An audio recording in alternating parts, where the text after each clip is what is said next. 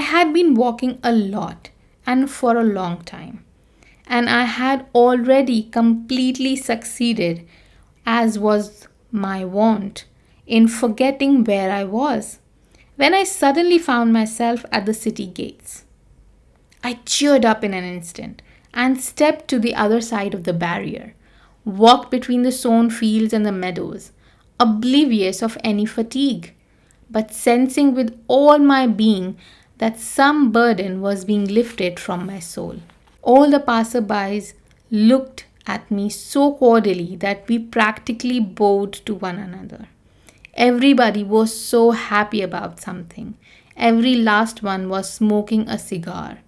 And I was happy as I had never been before. It was as if I had suddenly found myself in Italy. Nature had so strongly affected me, a semi invalid city dweller who had almost died of suffocation within the city's walls. There is something inexplicably touching in our Petersburg's nature. When, with the advent of spring, she suddenly displays all her might, all the powers granted her by heaven. When she bursts into leaves, dresses herself, and decks herself out in colorful flowers.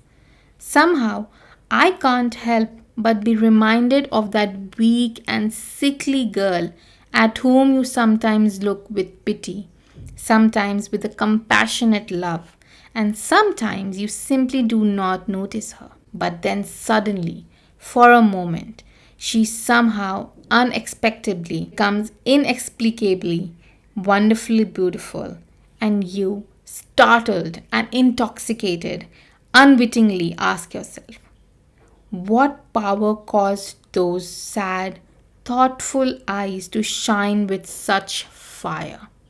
What summoned the blood to those pale, sunken cheeks? What has suffused those tender features of our face with passion? Why does that breast heave so? What was it that so suddenly summoned strength, life, and beauty to the poor girl's face that it began to shine with such a smile, came to life with such a sparkling, effervescent laugh?